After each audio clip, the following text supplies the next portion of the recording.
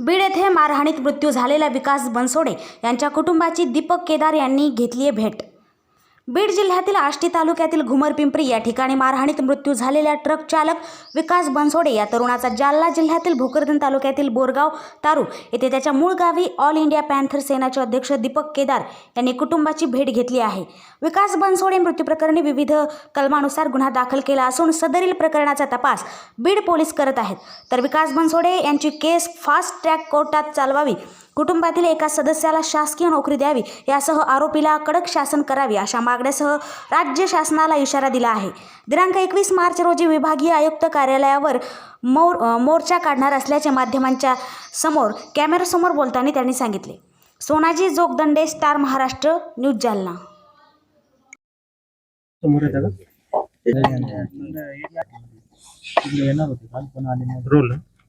भाई काय सांगाल, दलितांच्या हत्याकांडामध्ये मोठ्या प्रमाणात वाढ होतीये आणि विशेष म्हणजे विकास बनसोडे हा मुद्दा राज्यभर वाजत असताना राज्यामध्ये औरंगजेबाच्या खबरीचा मुद्दा पुढे केला जातोय, काय सांगाल? नाही, विकास बनसोडेचं हत्याकांड अतिशय क्रूरपणे झालेलं आहे। नितीन आगेच्या हत्याकांडाच्या धर्तीवर जसं नितीन आगेने आपल्या मैत्रिणीला फक्त एक पुस्तक दिलं होतं आणि त्याचे गावभर धिंड काढून ज्या पद्धतीने मारहाण करून त्याला संपवलं, त्याच धर्तीवरती विकास बनसोडेचं हत्याकांड झालं। सुनियोजित कट करण्यात आला, त्याला फोन करून बोलवण्यात आलं आणि त्यानंतर त्याला बेदम मारहाण झाली। मारहाणीमध्ये म्हणजे त्याच्यात विविध प्रकारचे हत्यार वापरण्यात आले। हळहळ करून मारण्याचा प्लॅन केला। तो मेला पण नाही पाहिजे, पण त्याला हे पण झाल्या पाहिजे, जखमा पण झाल्या पाहिजे। त्याच्यामुळे आता जो पोस्टमॉर्टम रिपोर्ट आला तर तो शॉकिंग, म्हणजे मारहाणीच्या ज्या रक्त साकाळलं शरीरामध्ये त्याच्यामुळे त्याचा मृत्यू झाल्याचा पोस्टमॉर्टम रिपोर्ट आला। त्याच्यामुळे हे हत्याकांड खूप गंभीर आहे, मानवतेला काळिंबा फासणारा हत्याकांड आहे आणि दलितांच्या अत्याचारामध्ये या ठिकाणी कसल्याही प्रकारे कमी होत नाही। गृह विभाग त्याबद्दल दखल घेत नाही। आजही बघा ना तुम्ही, या कुटुंबाला भेटायला कोणीच आलं नाही। म्हणजे या मतदारसंघाचा बाजूच्या यशी आमदार आहे, राखीव मतदारसंघातून बाबासाहेबांमुळे आमदार होतो, तो सुद्धा भेटायला येत नाही। या मतदारसंघाचा आमदार हा माजी केंद्रीय मंत्र्याचा मुलगा आहे, तो सुद्धा भेटायला येत नाही। तिकडे ते आष्टीचे सुरेश धस आपल्या कार्यकर्त्याकडे जातात, इकडे जातात, तिकडे जातात, पण त्या आष्टीमध्ये एवढं मोठं हत्याकांड झालंय ते सुद्धा भेटले नाहीत कुटुंबाला। म्हणजे आम्ही नाकारलेल्या अवस्थेमध्ये जगतोय, खितपत जगतोय, न्याय मागतोय, न्याय मिळत नाही। संघर्ष केल्याशिवाय, मागण्या केल्याशिवाय आम्हाला काही मिळत नाही। आज हे आकाश बनसोडे आई वडील ऊसतोड मजूर आहेत, हाताच्या फोडासारखी लेकरं वाढवलेत आणि त्यांचं अशा प्रकारे मरण त्यांच्या डोळ्यासमोर। आणि धक्कादायक हे की याच्यामध्ये या कुटुंबाला बोलवलं होतं की तुम्ही या, आणि त्यावेळेस मारहाण सुरू होती। याचा अर्थ त्यांना सामूहिक हत्याकांड करायचं होतं। यांना सुद्धा 4च जण या, जास्त नको, ही डिमांड होती। म्हणजे पूर्ण कुटुंब मारून टाकायचं होतं। संपत्तीची मस्ती, जातीची मस्ती, तुमच्या प्रॉपर्ट्याच्या माड्या उभा करण्यासाठी आमचा घाम लागतो, आमचं कष्ट तुम्हाला चालतं, तिथं जातीवाद येत नाही। मग त्यासाठी तुम्ही काही करायला तयार, पण प्रेम प्रकरणाचा मुद्दा आला, सवर्ण मुलगी आणि दलित मुलगा म्हणून आलं की तुमचं कुटुंब सुद्धा आम्ही संपून टाकू, ही भावना या ठिकाणी तयार होते। हे दुर्दैव आहे आणि किती काळ चालणार आहे। त्याच्यामुळे आमची सरळ सरळ याच्यात भूमिका आहे की आम्ही गय करणार नाहीत। सर्व आरोपींना फाशी झाली पाहिजे, फास्ट ट्रॅक कोर्टाच्या माध्यमातून प्रकरण चाललं पाहिजे, या प्रकरणाची सखोल चौकशी झाली पाहिजे। यात दुसरा जो काही जखमी आहे त्याला तर भयंकर मारले, त्याला आता मी बघितलं, त्याच्या पाठीवरचे वळण बघितले, एकदम त्या लाईटच्या तारेचा जो वायर असतो त्यांनी मारले खाली पाडून। तर हे 1, 2, 4 जणांचं काम नाही आणि ट्रेनिंग बेस लोक आहेत मारणारे। हे कोण लोक आहेत?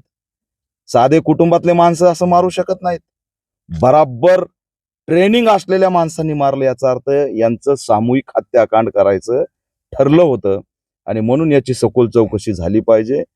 यात फास्ट ट्रॅक कोर्टाच्या माध्यमातून आरोपीला फाशी झाली पाहिजे. या कुटुंबातला त्याचा जो भाऊ आहे, आज त्यांचं कुटुंब उघड्यावर पडलंय. त्याला तात्काळ सामाजिक न्याय विभाग, राज्य सरकारने दखल घेऊन शासकीय नोकरी दिली पाहिजे. 25 ते 50 लाखाची मदत या कुटुंबाला झाली पाहिजे. ज्या पद्धतीने संतोष देशमुखला न्याय देण्यासाठी जी भूमिका सरकारने घेतली, त्याच धर्तीवरती आमच्या विकास बनसोडेला सुद्धा न्याय देण्याची या ठिकाणी भूमिका घ्यावी आणि गृहमंत्र्यांनी, राज्य सरकारने या ठिकाणी दखल घेऊन या कुटुंबाला मदत करावी. राज्यामध्ये दलित असुरक्षित आहेत, भयभीत आहेत आणि ते आता मनुवाद्यांच्या, जातीवाद्याच्या रडारवरती अशी स्थिती आहे. त्याच्यामुळे मला आता ही संविधानाच्या चौकटीत मागणी बसते नाही बसते, पण ही मागणी करावी लागते की दलितांना आता शस्त्र परवाना दिल्याशिवाय पर्याय नाही. त्यांच्या जीवाचं रक्षण कोण करील हे असणार आता आम्हाला पुढचा पर्याय याच्यावर शोधावा लागेल. या घटनेचा मी निषेध करतो आणि मोठी मागणी करतोय की आरोपीची संपत्ती सुद्धा या ठिकाणी जप्त झाली पाहिजे. जर का लवकरात लवकर सरकारने भूमिका घेतली नाही, बघा ना तुम्ही, आज कबरवर चर्चा आहे, त्याच्या आडून दंगली घडवताय, पण आमच्या विकास बनसोडेचं अधिवेशनात नाव सुद्धा घेत नाही. किती दुर्दैव आहे. म्हणजे दलिताचं लेकरू क्रूरपणे मारलं, हळहळ करून मारलं.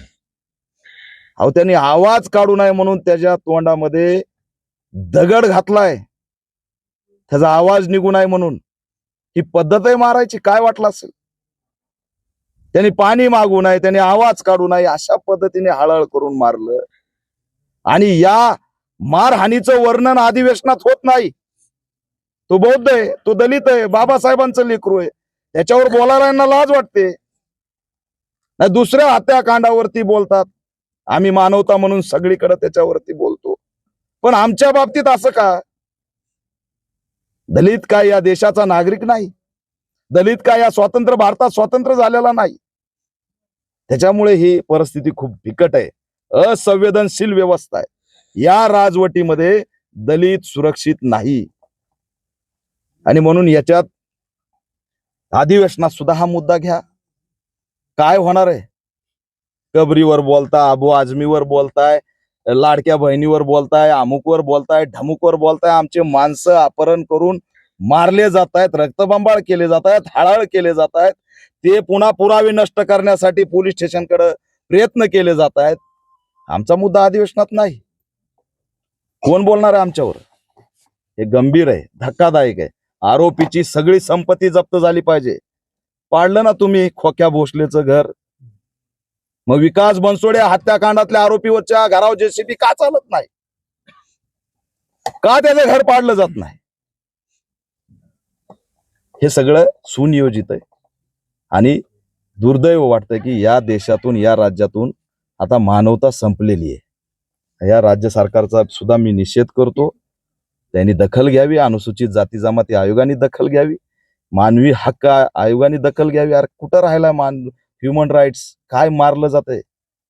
संतोष देशमुखचे जसे वन आहेत तसेच विकास बनसोडेचे वन आहेत. भयंकर आहे. आज आजी रडतायत, त्यांचं लेकरू त्यांना दिसतंय. काय अवस्था आहे त्यांच्यावरती, काय दुःखाचा डोंगर कोसळलाय. आणि तुम्ही राव सांत्वन करायला सुद्धा येत नाही. एक केंद्रीय मंत्री, रेल्वे केंद्रीय मंत्री रावसाहेब दानवे, माझ्या विरोधात प्रचारात कुणी काम केलं त्याला जेलमध्ये घालण्यासाठी प्रयत्न रात्रंदिवस चालू, पण दलितांचं लेकरू मतदारसंघातलं आष्टीत मारलंय तर त्यांच्या डोक्यावर हात ठेवायला सुद्धा येऊ नये.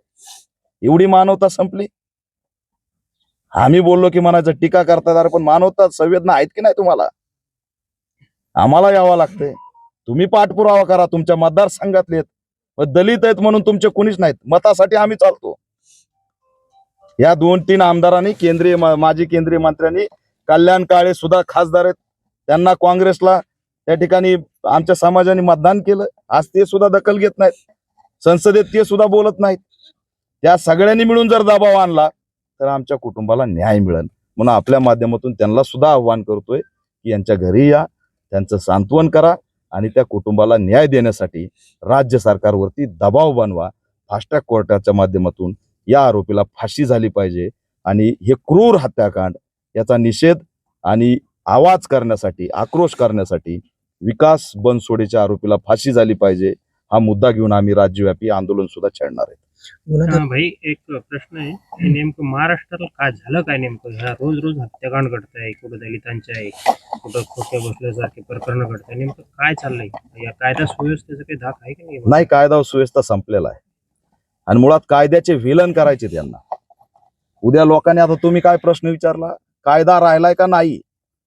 यांनी संविधान बदलण्यासाठी सत्तेत आले, पण ज्यावेळी 400 पारचा नारा दिला आणि संविधान बदलण्यासाठी येतोय म्हटले की लगेच लोकांनी त्यांना बॅकफुटला लावलं. मग आता कायदा संपवायचा कसा? तर ते लोकांना असे कामं करायला लावायचे, धर्मसत्ता गाजवायची.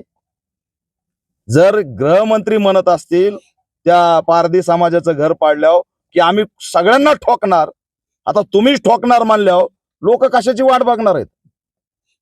तुम्हीच ठोकायला लावायला लागले. लोकांनी कायदा हातात घेतलाय, शिक्षा लगेच द्यायला लागले, जजमेंट लगेच करायला लागले आणि त्याचे असणारे एक वातावरण तयार केलं जातंय, हे सुनियोजित आहे. त्याच्यामुळे कायद्याचे यांना शत्रू करायचे. राज्यामध्ये कायदा व सुव्यवस्था राहिलेला नाही आणि आता सुद्धा तुम्ही नैतिक जबाबदारी म्हणून त्या ठिकाणी राजीनामा देत नाहीत. काय काय अधिकार राहिलाय? अहो, संतोष देशमुख, सोमनाथ सूर्यवंशी, माऊली सोट, किती हत्याकांड, विकास बनसोडे, किती हत्याकांड. मी भेटू परेशान आहे, गृहमंत्री तर भेटायला सुद्धा तयार नाहीत. त्याच्यामुळे फेल्युअर आहे. कायदा व सुव्यवस्था या राज्यात राहिलेला नाही आणि त्यांचा कोण राम भरोसे सरकार चालू आहे का काय आम्हाला समजायला मार्ग नाही. त्यांना वाटतंय लाडक्या बहिणीला पैसे टाकले की आमचं सरकार येतं, मग कायदा राहू नाही तर नाही राहू. पण या लाडकी बहीण ही नाही का हो? ही तुमची लाडकी बहीण नाही काय? तिचं लेकरू तुम्ही मारताय. ती लेकरू मेल्यानंतर तुम्ही तिचं सांत्वन सुद्धा करत नाही, कायद्याचा धाक दाखवत नाही. आज लोकांना कायद्याची भीतीच का राहिलेली नाही?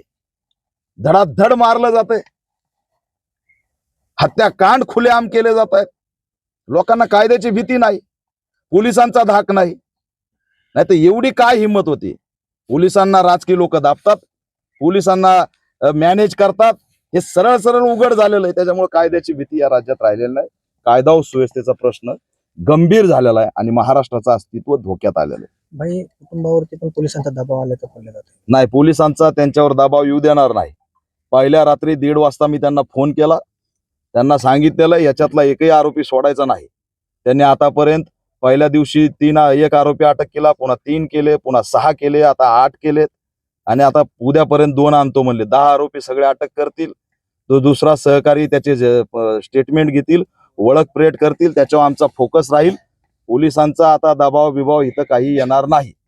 इथं पॅन्थरचा दबाव आहे, न्यायाच्या बाजूने आमचा दबाव राहील. हे नाटकं कुणाचेही चालणार नाहीत आणि त्या सगळ्यांना माहित आहे, त्या आष्टीच्याला माहित आहे, महाराष्ट्राला माहित आहे की आम्ही काही सहन करू, आमचे लेकरं तुम्ही मारणार हे सहन करणार नाही. Any question? ओके.